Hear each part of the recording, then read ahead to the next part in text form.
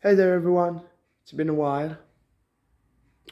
I'll start by saying that most of my videos don't actually have a script.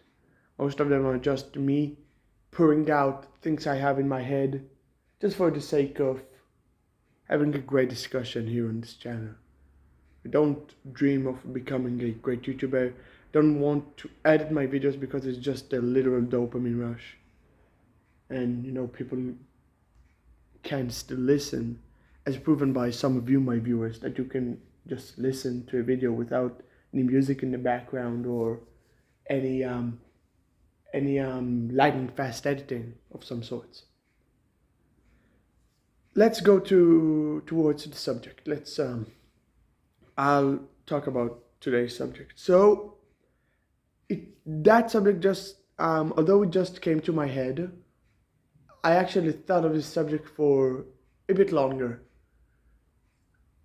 I still haven't listened to Paul McCartney's entire discography.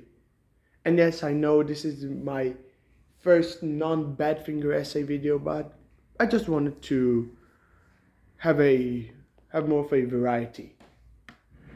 So, although I didn't listen to McCartney's entire discography, I don't know why. I probably should do that, of course. But one of my favorite songs by McCartney is Junk, and in my opinion, it is the okay. It might sound weird, but in my opinion, it is the pinnacle of Paul McCartney as a writer. When you ask people in public, Lennon or McCartney, most people will tell you Lennon because he's a better lyricist. He's got more. Is more emotional and he's more vulnerable, and Paul usually sings about other things. After all, it was Paul's idea to change the song "I Love You" to "She Loves You."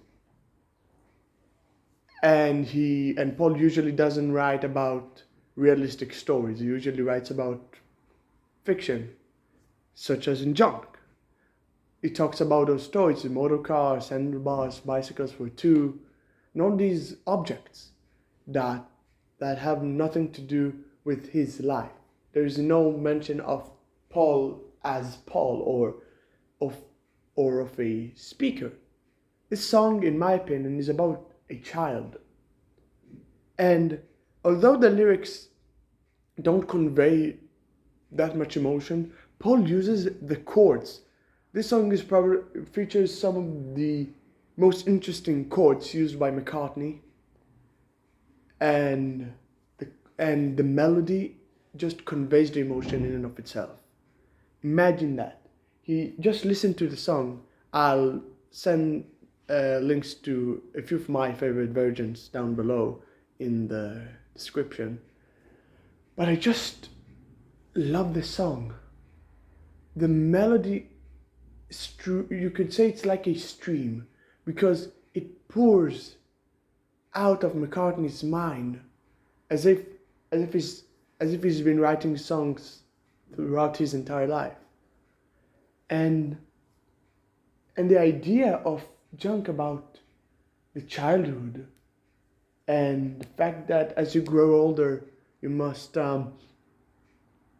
in the eyes of society get rid of objects that relate to you as a child.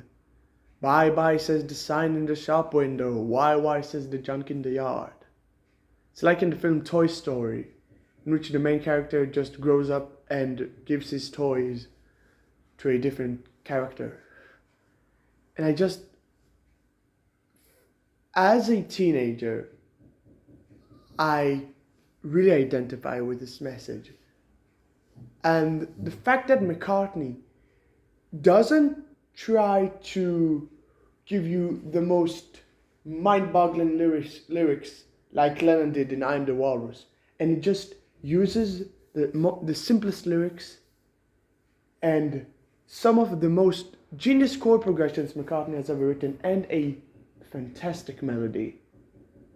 And that's it, not even talking about the instrumentalization. I'm pretty sure there's what's it called?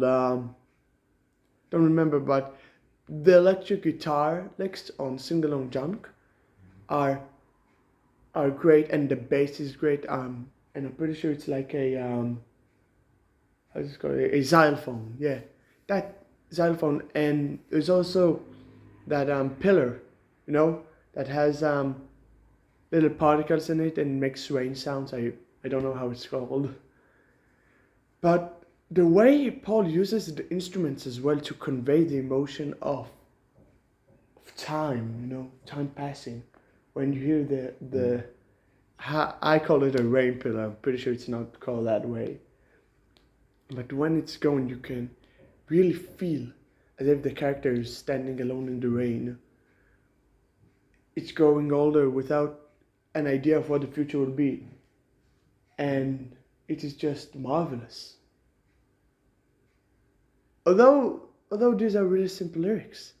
I mean, McCartney is regarded by many as one of the earliest lo-fi productions. You know, Paul played on the instruments, recorded most of the songs in his farm in Scotland, and just had fun, you know. Didn't care about what the media would think of this album. He didn't care about what happened. Music was Paul's way of escaping the post-Beatles depression he had for many months. And funnily enough, McCartney was actually positively received by the media. You know, the Rolling Stones, the Rolling Stone magazine, and others.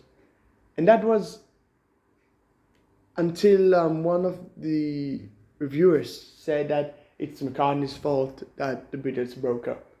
And then the album just lost a great deal of its then decent reputation.